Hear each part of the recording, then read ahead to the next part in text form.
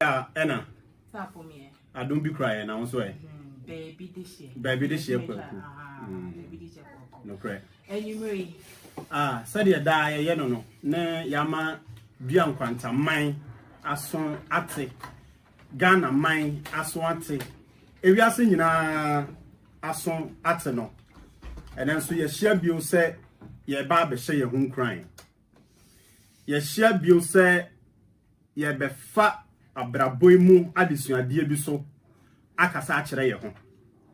na da bia me ka say si enya ba bi ti a eye krowura e na ama ye ba bi tie enti ye be chia nana man hene na one na tena nkonya nyina omo so ya chia omo me den chia kese be ma Father Peter Nimo na me di bi nso ama St John of God adwumayefo nyina abusua ba bi di share kwaku ni 102.7 Jewel FM and you may say share bio say ye ba be share home crying me gidi say o my Ghana duan kwanta man anyway ase nyina baby di share TV atiefo enso atamu tukuwa oba betie na abusuan na baby aye fa yin kran share afre no ensemfo bi broni be kasa story bi na ye pese ye tie kakra na ye famu ababi na ye de hye ye ho kran ekro bi abusia ekro bi a opebia wa utimi bodin anase mekasa tete man mu tete mire mu kro bi a na ye frɛ ne sɛ emere pa ebeba ekro na bakosema na odi sihene ene sɛ osahene a wo kro mu honom no sɛ akunya to a wo na wodi ade abusuan se wantene yi a mi sisu bio se ekura ya bodin no se emre pa beba no na bakosem a na odi sehene ene se osahene a owo kurom honom no se akunya to a wo na wodi hene na abusuan se ye kasa sahene a hwan ne sahene ye tidua nkwanta de ye de nana man hene ye bebo ni din aka asem kakra nana wanimu a piao sanka bia nkwanta na man hene ne sahene ene brofo mu e be kasa chief commander ono ne da ne sa nyina no akon bibia ne sahene enti sanka na man hene sabio sabe manusi so mena so ana se sa kuro ni mu no akunya eto a ohene a wote so no firi ho a sahene a wo ho no mu no wo na obeye the next king wona abeye ohene a ye ba be swew in enti ekuro na bakosem a na wodi sehene no abusia akunya ne toye ema osahene a ye kana asam yin se osahene a no wo ho ye betsi bi enti ohene a mprempren ye kana asam yin obeye nana sahene the third me pa kire se empempen ya bakosama ya ye kan ohene ana oteso no ana akonya to amana ba bedi ade no wo ye sahene ne edi besi ohene a na wa ba ye nana sahene na we de no na ye nana sahene the third enti ekoba sa no na e wo se ono so frɛ ne man nyina mema ewo mu no na obehia obeso wa ho oden hwɛ na ono so eyi ne a obesi na namu abaye sahene sa wo ba ye hene wa ba ye nana sahene enti nana sahene the third wa ba be dia de enti o se wo yi obi a obeba ba ye na sahene ama no abusua emema hia abatere kasae ye kasae no ye yi bema enti nana ene na himfo ene na hinkonya anasa ne mpanimfo eya amamre edidi a ye yi no no anade a odi kan no esi so ebe ye sahene ema nana sahene the third abusua ne ebesua de enne ye be hye hunkran ba bi de hye kwakunie mesre wa fa waso femme enti osahene aba anche pi ena oman no enya sabia na ose okọ ekon bi baya na ose okọkọ enti sahene wo na adi kan ofrefre ne dom krom ho mema nyina amamere ne amani a no se nananom eye ede tai omachi no omo yeye na omo si kwan so se omo kọ akọ di esa no aba abusua se de ye nyina ye nim no se wokosa na se de odi wo kan no okopa broni beka se automatically wadi nkuguo efiri se wo sahene na wodi kan no mpo yetime che no ekunu a ana se kuni mu ana sani mu no ohwere ne nkwa enketu edi akire de ne ho odi mpo na awi enti okọ sasa na abusua osahene ekoguye nananom ne chikasa beka se okotoe eba ne saa enketu aka ho nyina di se mutu mirika ba fie omo ye ne saa beduru fie ebebo amane e kire se sahene aba ye saa ye koye no enkuguo aba abusua na se akunya no aba abeto enti nana sahene the third esa ye amamere ne amane asi ntwene so aka kire ne man bio se akunya na aba abeto yakokon yakodi nkuguo ye sahene akwakofirim enti wa wuje ohudie no bra emema meso wo nhwe abatire sa akoye adwuma bio emema kohia ye enum no ye sa akonya sahene foforo a ono so bedi ade enam se na ntokwada ho dada enti no wo hyase se wo boaboa ne ho na wakwa akofa nkunimdie e de aba abusua ono so eboa ne doma no bio esi kwan so ekra na nane ne mpanimfo se wakwa akodi saba okoya abusua fofi antoata ono so akwa akofirim enkugu etoso mienu nie abusua wutie osomfo baabi de hye kwaku bia nkwantaman Ghana man ewiase afana nyina baabi de hye TV etiefo ayamosomfo nie on Jewel 102.7 FM ene mese wa adesua ye won kuranhye bi efa ne abusua nkugu etoso mienu aba enti edom no sa adwane ebebo na nasahene the third amane ohene yakọ de etoso mprenu ni ya kyesa hene ku no ya ntimi anko ekon no nso yeko a abusua wa ankwa na wote adwaso na nasahene the third oni asomdue abusua mo mami kan mo se empanifo wo kasa bi wodi amidi twam kwa wo sese sahene kosa kotwa hene ti ade bra ni krom hene a obegide na nso otwa ne ho suru no enti de na hia ne sanka ne sahene bekọ akwa ekura woni ne di asie no ne hene ti de abre no no hu se ampa masuma dwume makunya metuso yi obia masase obia ne medi pinedo nanso sahene otoso mienu akwa akodi nkuguo wakwa akoto ne nkrofo adwane abafie enti nana sa sinchene so ma ne nchiame ball ne twene susufo hene no esi nkunya twene so bio esa frɛ mema ye beso ya betri hwe de tosom prinsa de tosom prinsa sa yi sahene foforo a ono so baboaboa ne ho abusua ahoboaboa de obeboaboa ho bia nanso de wokwa akosia no unhu na ho odin a your preparation can never be enough. Enti ono so boa ne doma no sahene otosom yensa aba ono so boa ne doma no wo yire ne ho broni baka se training ni exercise ahodo de OJB emeraso ono so de ne dom okra nana sahene the third ani kuro no ekuro ni hira ne de owo bia wo de ta na chi ema ono so ekotu sa okoi ekon ni mo ye den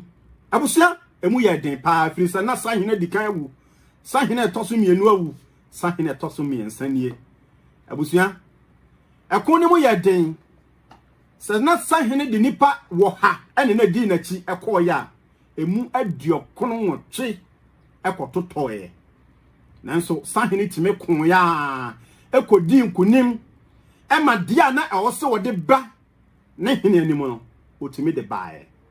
abusua anigye abafie baabi de hye kwakuni medical kase aha yehia ebehye ho nkran yehia ebepa brabomu asembi ejina so kasa kire ye ho ahwefo amwo baabi de hye TV wona e follow ewo baabi de hye TV Facebook baabi di hye masum mo baabi di hye kwaku musumfo nie mesra wo se obinti ya abonamane na wono nso mra metie sahin otoso miensa de nkunimdi abafie abusua ani gye ya ba oman ni bogya osebo yedidi nom ye efrisa na nanya na sumdua ode ba bebu ni man nanso sahin otoso miensa beduru fie na awe hosem ne se ono ankasa de anigi a na osenka na ese na koma mu ma no na wonni bi ubusa no a wonya asem bi anka honhon ana no woyeye wonya kokoduro se ene ya ye beka se otworoye nanso samre no ne tetesam ne ye kanti okona nanim kose no se nana ewom se ne a wosoma amesa me konkoye no makwa akoye ya bedu nanso nana mani nye me pesa me di me dibre se sahene no eto ho nana busa na adai unchira mu ne sei nana minyaya ka me nka hwe nanso mesrew me pesa me di me dibre no eto ho mesrew adahoroma gitumu mame nana ka kire nsa wonko no wonko dwene de a wo ka no ho yie efiri se sahene ba ma sahene ko sahene toso miensa ni dia na hia no wo de abrɛ me eba ne sei ye pegya ne sei ye kukuru ne sei ɛde be ne baaye na wo so wo de wo dabire yi wo dibire kita wo yi ɛto ho emprempre ya ye kase na nampo aboni tiri mu kokoa mu se nka wo ba beto ne tumi mu obetre na hye mama no ejapade ne nsase ye wo ho no ko obetwetwa bi di akeka ne ho nanso waba be ka kyena na so on die na ninye ewom se odi nkunimdi abade nanso anigi a wonya nti no opese ode ne tumi no anane dibre no eto ho nanane ne mpanifo tena se frɛ no sahene asɛm a obeka ya ne se eye na koma ya odi awrehuo pii sa ode ne dom akɔ ɛko na wantimi amfa dom no nyina meduru fie nipa wo ha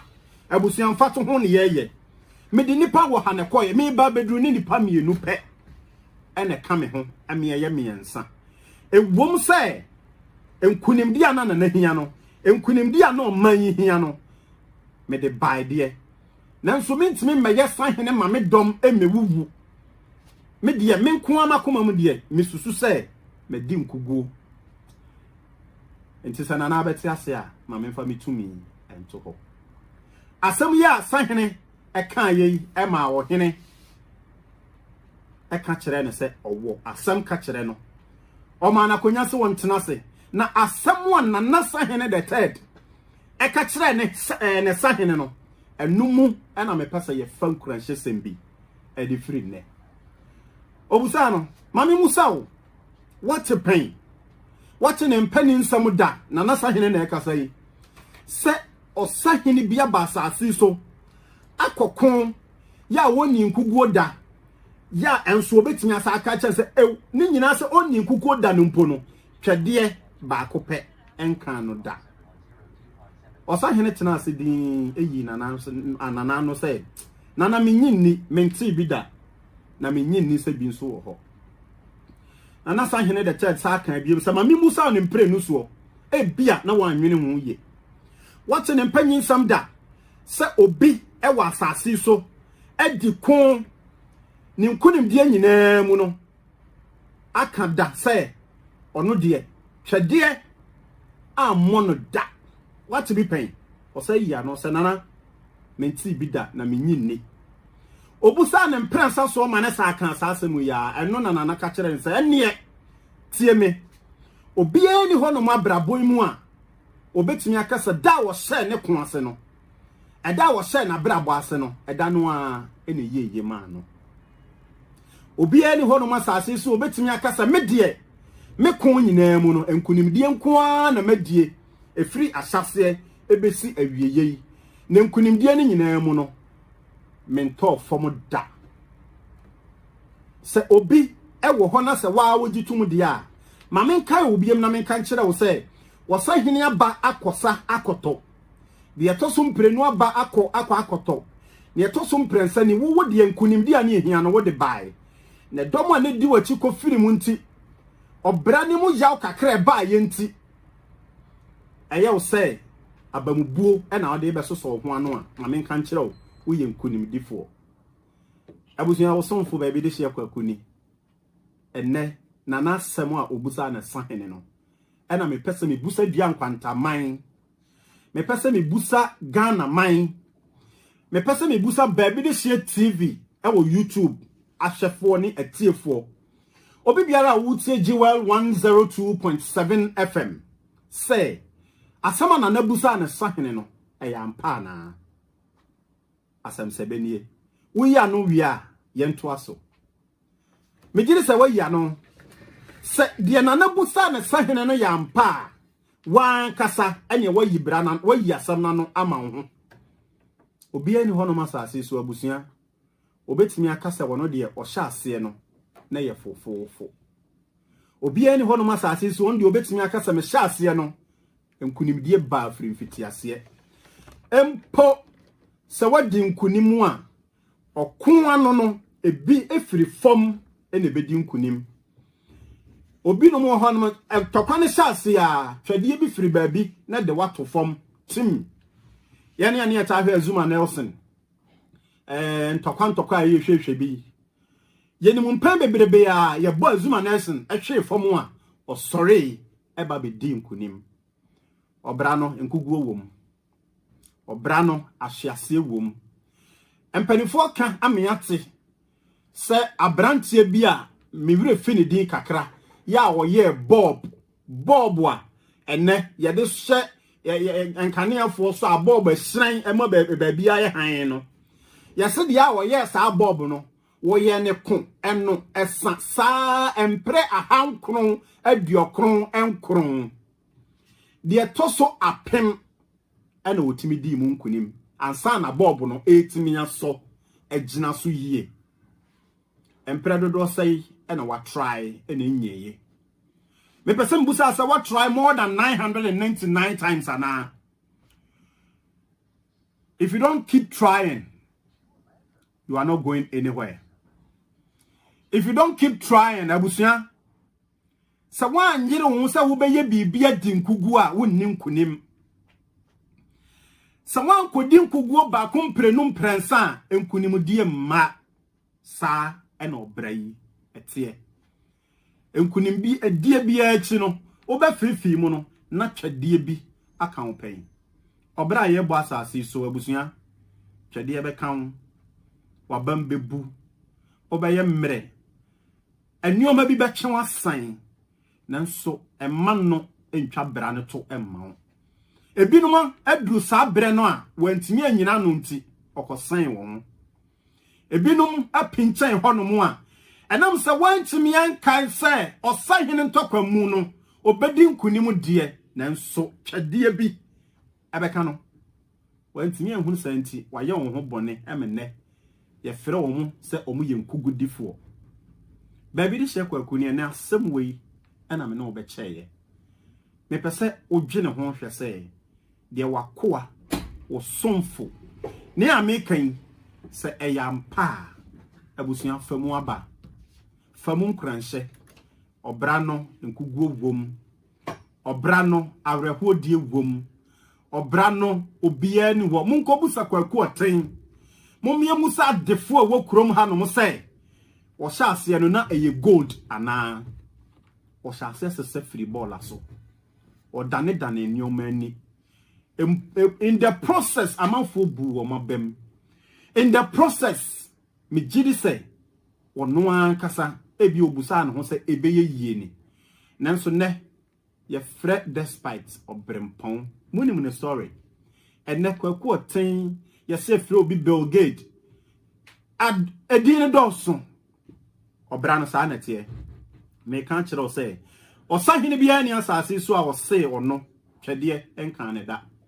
wo bra na wo bo no sa no na wugina no akwantu a wonam mu no wanam ntuo mu wo school mu wa ware mu wo djadie mu woni ni pantem ku enkutahodie mu bibi biara wo ye no asase so na busua esa no na wugina awade be ne ntokwadim nipa kro wo modin ne ema ne ho ye metena ne nkyɛn mesua de suku ni be no so won de nkuguo pa woni bida Now men kugodie ba ko ebeba no e ma ukojai school a enne wa brabo begidi se won unu ho a bia na me na meka akekere wo wre so obi gina wade mu house me jaya wade a ene me wo gidie se wonya na adwene se obe wade biom eno no mpom no eyesa esa bia atwade wom ujadie mu abusua obi akodwa so ne fiada ye kasa yi me gidi se ni a wokoton ye atofo amma eye ka ene wokobo ye e de kope ade kra ana wode ko to bibi anko wo ba beton abusua waboka eye twade na America no ebi na abowo no nanso se wo ma wei abu abamu a se wo ka se anya yenti okoka won sa sha odamiri famu a nkugo kase ne wadi no bebe di shekwa kuni min kura nhyɛ sama na me wobde ma woni Jewel 102.7 your number 1 abusunya koso atie yen ya wada ene efiada bia hwɛ ewo baby di share TV ewo YouTube follow yen baby di share TV ewo Facebook na enkura nhyɛ sem we obete na wate biem medam ase we na me pesa me no man yi che ye ma ho kwan ama atiefo enso abam bi ye bie landline no na ni a wo ka ni a wusua ye enkranhye sama wo nso wo ka kire ye no ma ye nte na ye nyina nso ye nsua de ye da masese baby this year we enkranhye sama ampa me da se me kwa meti akwa me awasi ogume wow wa she me nkran so the phone betima ben 0559045959 0559045959 we enkranhye sam baby this year enyimre woni ya che me ameti ya awasi ogume me da se Mikra washi minkra. Adum bi kwa. Washi minkra. Adum bi kwa. Adum bi kwa. So the phone to my problem 0559045959 0559045959. Hey, baby this shit or somebody will be for money afano. Abusia enti ye be damose na da bia me kan se hello. Hello. Good evening, sir. Okay, Malam, yeah. Yeah, that's it. Amen. Amen. Amen.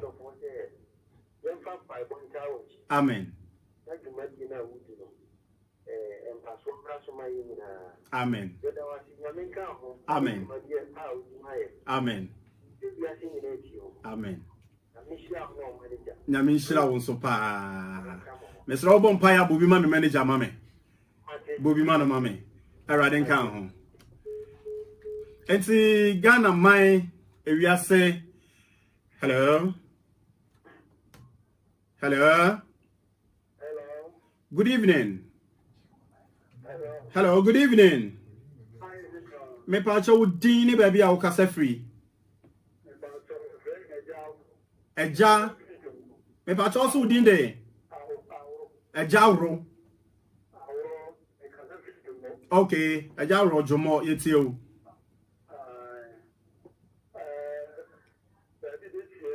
Kweku. Amen. Amen.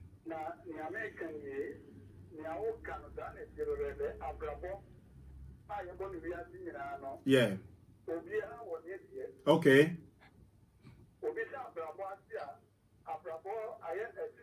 Okay. Okay. Yeah. Wow. Wow.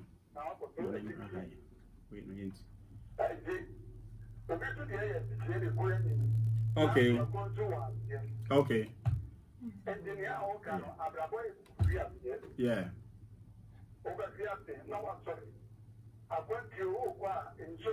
No crack. No crack. No crack. Eja o mama sua de bebre.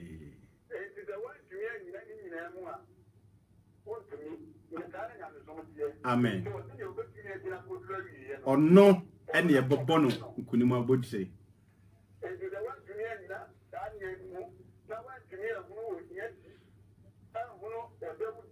Okay. No correct. No correct.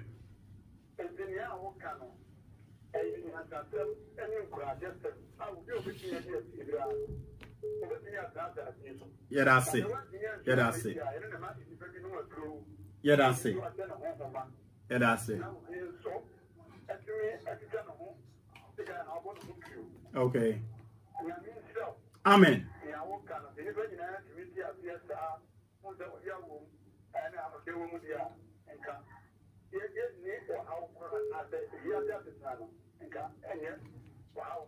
Amen. Hello. Okay. Abusia. Hello. Hello. Good evening. Abusia mamenka se mema wa dwobrofo no ya doson. Me pa cho wudi ni ba bia o kasa free. Akwasi abilele kofodia. Abusia yetie o. Amen. Amen. Amen. Yeah.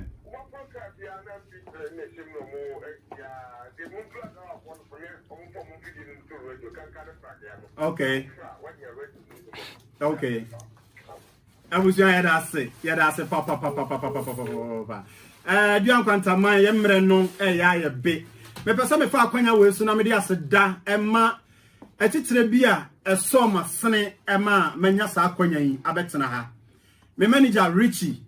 Nyankopon enhira no mesre se oman yi bompa ya omobi ma no mame. Me dia seda so be ma Eric's Media content papa bia obehu obabiri she TV no abrantie yi ene the man behind it. Yabesra afei ene ya hya ase obi biara owo adwenemu bi se opesa wo so ya sene no ekwan eda ho se wo behu Jewel FM abusua panyini ana se manager de oda abusua na no wa ha ehun komodie biara no yebetimi atwetwe ana se wo betimi afre baby de hye kwaku ewo 0249 995709 0249 995709 Ebusia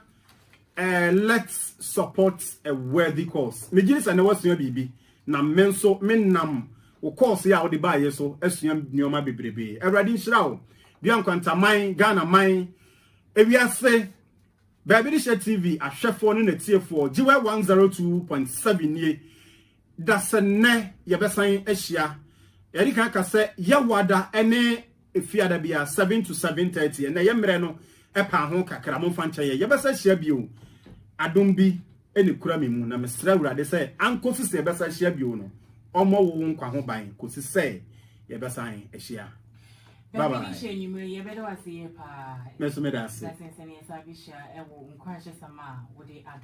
Amen. Amen.